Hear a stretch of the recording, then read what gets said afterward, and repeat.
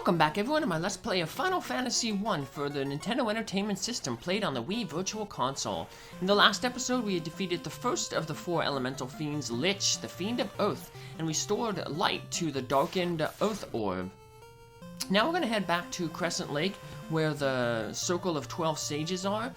We went there earlier to get a buckler for Marty and a few of the level 6 spells. And while we were there, we talked with the sages, and they said, hey, every time, you clear out defeat a fiend, come back to us and we'll give you some more information. So, let's do what they tell us. So, they, obviously they're wise men, and Lucan, one of their members, actually came up with the prophecy that the Light Wars would come, so he should have some more good information for us. But more importantly, they're going to have an important plot item for us that will allow us to reach not only the next fiend, but also a few other areas. So, make a quick save. Always want to save our game after we do something important. So, we want to stock up on heal potions as well. We used up a lot of them in the Earth Cave, especially at the end there, because we had to grind to get that muck. The Ooze Monster. He looks like a muck, but he's red. Mucks are blue, scums are yellow, and the oozes are red. So, and there's going to be a few more that look like those, so. Alrighty, we're going to grab some magic here. Fog 2, that increases the defensive power of your characters. Not really a good spell, but I'm just grabbing it just to, fill out my thing. Invis 2 is much better. It erases the evasion of all your characters. So, it's like Ruse, but for everybody. He says the same thing. So does Lucan. Great job vanquishing the Earth Fiend. Now the Fire Fiend wakes. With this canoe, go to the volcano and defeat that fiend also. So yeah, that's... Hurry before all is burnt. Hurry to Goga Volcano and defeat the Fiend of Fire. So yeah, most of the folks say the same thing, but we really wanted to talk with that one in the lower right there, because we get the canoe. The canoe will allow us to travel up rivers. It also makes rivers potential ports as well, so there'll be a few places where we can park our ship at the mouth of a river and then canoe up that river. So, yeah, the canoe, now we don't have to go all the way around to reach this town anymore. We can just canoe right across the lake. Light Warriors, you can do it. And there's the sleepy guy up there. Is he still sleeping? I mean, he doesn't look like he's sleeping. But yeah, he's still sleeping. He will not change his dialogue until after we defeat the Fiend of Fire. So, now, we already know where the Fiend of Fire is. We were told the Fiend of Fire is in the Goga Volcano. So, we're gonna have to go to, Goga Volcano. You can only reach it with the canoe, so it's up the river over to the north of the town here. So, like the Earth Cave, we're gonna do multiple trips into the Goga Volcano. So, our first trip is going to be similar to the Earth Cave, where when the first time we went to the Earth Cave, we just did the first floor. We're just going to do the first and second floor on the Goga Volcano here. So, the first floor is just, there's nothing on it, but the second floor has a whole bunch of treasure on it. So, we're going to go grab that, gain some levels, get some good treasure, but before we go deeper into the Goga Volcano, we're going to do a little side quest. Do things out of order. Now, we could go to this place out of order right now, but I want to get a little bit of levels because the monsters in this side area are pretty tough, so maybe a level or 2 may actually help, so. You may get some good experience from new enemies. There are 4 new types of enemies that we can encounter in the rivers. So, first one here is this Caribbee. like little fish. There's these Ocho monsters, like a plant monster, gators, and then there's Hydras. So all of them are going to be weak to lightning. So, and weak to Wimbley's fists. So, but we're not going to waste our magic spells on these guys, so they're pretty easy. So, just use our regular weaponry. Alright. Now, it's kind of mazy. You see there's a bunch of little offshoots. If we keep going to the left, we actually can get to Elfland. Over there to the left is actually is the Goga Volcano. You might have saw a brief glimpse of it there. We want to head right, then left here, up to this next T-junction, and we're going to take a left, because the other places all lead to dead ends. To the north there is an ice cave. In order to reach the ice cave, you're going to have to do what I mentioned earlier. We're going to have to park our ship at the mouth of a river and then canoe up to there, because those rivers don't connect with this river. So here we are in the Goga Volcano. All this bright colored tiles, they're lava tiles. When you step on them, you take 1 hit point of damage every time you step on them. So you might think, oh man, I want to avoid those things. But the good thing is, when you step on one of them, you can't get into a random encounter on them. So you're actually kind of saving hit points when you step on them, because you're probably going to lose more hit points in a random fight than you would just 1 per step. So it makes going through the Goga Volcano pretty easy. So got some fire elementals here, so I'm going to use ice on them when we can. And don't worry too much about saving up your magic, like I said, because we're only doing a slight dive into the the Goga Volcano here. I was gonna say the fire cave, like in the ice cave, but yeah, we're just gonna do this to clear out most of the treasure here. Most of the other floors, there's another floor that has a bunch of treasure on it, but most of the other floors in the Goga Volcano are empty and are just basically lava. That's why I said it's kind of quick to get through the Goga Volcano, because you're not going to get into a lot of random encounters, because most of the floors are lava. So, but this floor, we have a lot of open space and a lot of spread out treasure. And we got some trap tiles with the fire elementals. So, like I said, they're the palette swap of the earth elementals. So, finish them off. And they're not too hard. So, probably maybe easier than the earth elementals. And we finished them off. There we go. There will be quite a few trap tiles with them on it, so. Alright, monsters perished. And what do we get in the chest? Oh, empty. We already got the stuff in it, so. Now we're going to get to this junction up here. We want to go to the left first, because there's a treasure chest all the way over to the left. And the only way we can get it is, there's no other way. You have to go through this little section here. And what do we got? Ooh, nothing here. Ooh, pressed the button a little too early. Ooh, more fire elementals. So,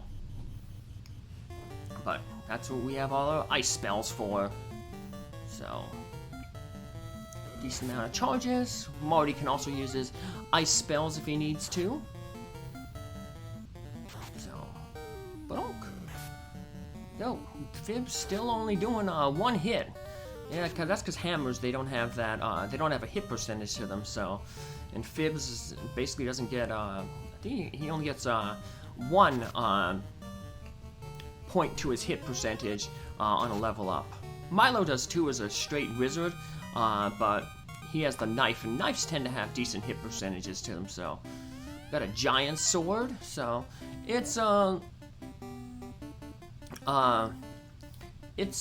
think it's a little stronger than the silver sword, but it actually no, it's weaker than the silver sword on but I'm just gonna use it because it's not much of a difference.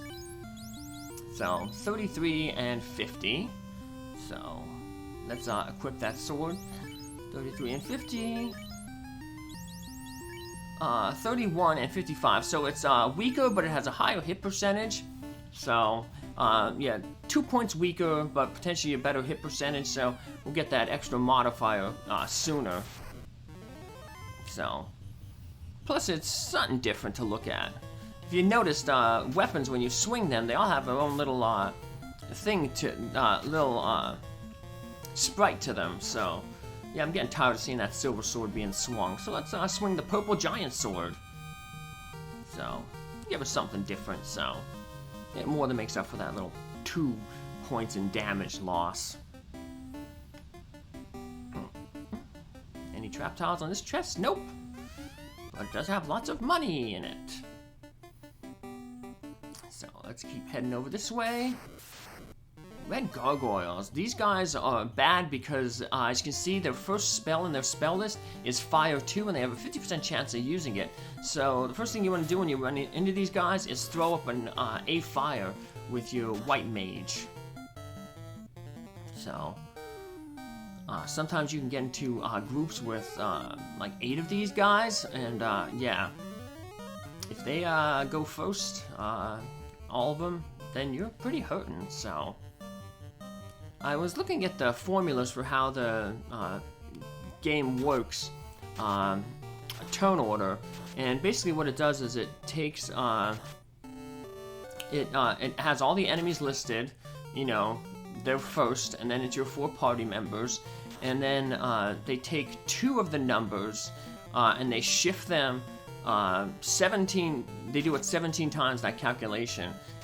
So that just messes up the order. So they take, you know, so for instance here there's 2 enemies and then the 4 light warriors. So the 6 numbers, they would have shuffled those numbers, 2 of those numbers, 17 times. You know, they might do 1 and 3, and then, you know, 2 and 6, and so forth and so on. Do it 17 times, and then that determines the order, so that things work out.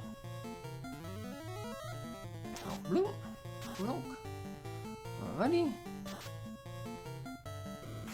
The fire's going out. So yeah, so that could be obviously problematic because it's not like other games where you know exactly how you know, turn order is going to work, because it's, you know, based on, say, agility. Whoever has higher agility goes first. You know, this is, you know, pretty random. You know, 17 shuffles of a number. So I looked up also when I was looking up those game mechanics. The heal 2, it's bugged. It doesn't cast the cure 2 basically, but it functions as heal 3, so it's just as good as heal 3. So I guess they maybe linked the code to the same values. So, but basically heal 2 is a steal. So Paralytics. Ouch. They can squint and paralyze you. Not good. Luckily they don't have a lot of hit points, so even though fire's not going to do too much damage to them, I'm going to try to, you know, it's the strongest spell we got. Might as well try to use it to try to take them out as quick as possible. Squint paralyzes. Not as deadly as their cousins, the cockatrice. The cockatrice can turn you into stone, so we're going to want to pick up some soft potions later on. And hey, we gained a level. Nice. So, let's see. 2 more levels and Marty will have enough to get a 3rd attack, thanks to the giant sword having a better multiplier to the hit percentage. So, well, here's the trap tile in this area. It's actually, it's not, well, there's other trap tiles, but this trap tile is not by a chest. It's just out kind of here in the open. Kind of the entrance to the big room here, where there's a lot of treasure. So, unfortunately, most of the treasure that we're going to be getting out of this room, once again, is unusable by our party, but it's good for selling, so, because eventually we're going to, once again, we're going to be hurting for money later on, so eventually we're going to get an airship. Airships are staples of the Final Fantasy games.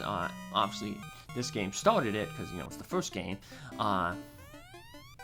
But once we get the airship, all those towns up north open up. So we'll be able to do like a massive buying binge. We'll be able to go to all these different towns and pick up good armors, good spells, and basically almost outfit our party for endgame. I say almost because there's obviously going to be a treasure that we're going to find that is going to be better than the equipment that we can get, but some of the stuff is, you know, might last for the rest of the game. So another trap tile here, gray worms, although he looks more green than gray. So, but, and he's British because they have gray with the E. So, you know, obviously there's certain vocabulary, you know, that differs between American English and British English. So one of the things is some words are spelled. So gray in British English uses the E, and in America we would spell it with the A. So it's interesting how you know, certain languages they're the same, but there's like regional differences. So like I'm thinking, you know, like in Britain, chips are French fries, and in America, chips are, you know, the snack food. So things change up. So it's pretty neat. And you know, other languages like that too. Like you know, obviously the base you can, you know, understand if you can speak, you know, American English. You know, there might be a few little things you might, you know, be confused about with you know, British English and vice versa, but apparently it's like that too with some Spanish dialects, like Portuguese might be different than, you know, the Spanish spoken in, or slightly different than, you know, Spanish spoken in, you know, Spain. So I guess every little place might put their own little traditions and spin on you know, dialect, you know, regional dialects. So, but yep, language is pretty neat, I guess, being an English major. So, just heal ourselves up here, because we'll be heading back to back to Crescent Lake to heal up and prepare for our next dungeon that we'll be going through. It's basically an optional dungeon. It's a dungeon that you're going to need to go through to class change eventually. So, however, even though we can go through this dungeon, we won't be able to benefit with the class change, because in order to class change, you have to visit the dragon Bahamut, who's also becomes a staple in Final Fantasy. And we can only access where Bahamut is with the airship. So here's our third type of river monster, the Hydra. So, once again, weak to lightning, but I think we should still have some lightning spell usage. If we want to. Yeah, because, lightning doesn't share a slot with ice. Fire shares the slot with ice magic. So, ouch. It's hitting hard though, wow. 3 attacks. Well, I guess they had to make the monsters somewhat tough, because a little bit differently, similar to the sea monsters. When you first encounter them, they're going to be a little bit tougher than the monsters you're meeting on land, because we'll be, you know, canoeing basically for the rest of the game. You know, there's always going to be some time we're going to be canoeing, so you got to have the monsters still pose a challenge. You know, we gain some levels. So here's a new monster there, the Ocho. He's like a big plant with eyes on his stalks and a big mouth. He's like like a Venus flytrap offshoot. But I guess he don't have to be stationary to get food. He can move around and use his tentacles to pull you into his mouth. Ouch. So, but, well, we took him out. Now we just gotta go fishing. Pea fishing? That's a fun thing to do with rats. Marty, Milo, Wimbley, and Fibbs, they did a lot of pea fishing. And that's basically where you get frozen peas and you put them in well, regular peas, I guess, would work too. And you put them in a bowl with water, and then the rats go fishing for the peas. They, stick their little hands in the bowl and pull out the peas and eat them up. So it's cute. So and certain rats eat certain things. I know some of my guys, when they would eat peas, some would eat the entire pea, and others would just pierce the shell of the pea with their the skin of the pea. It's not really a shell, the skin of the pea with their teeth, and then just eat all the soft, gooey stuff in the middle, and then just leave the skin off to the side. So, yep. So it's funny how rats are. They have their own little personalities. So,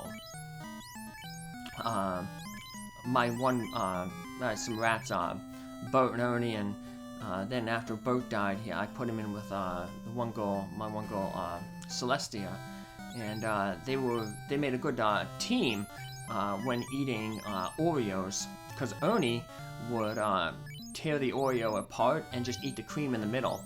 And then Celestia would come and eat the cookie off the thing. So between the two of them, they ate the entire Oreo. But yeah, Ernie would always he just didn't like the chocolate cookie part, but he loved the cream. So it was pretty cute how they did that. So yeah, certain ones have certain favorites. So my first rat, Merlin, he loved graham crackers. You could pick him up when he was eating anything and he wouldn't care. But if he had a graham cracker and you tried to touch him, he would squeak like you were like murdering him. He was, don't touch him. Nobody better lay a finger on Merlin's graham cracker. So, but what you should do is come back to our next episode where we take on that side quest, the Castle of Ordeals. Take care, have a good day. Bye.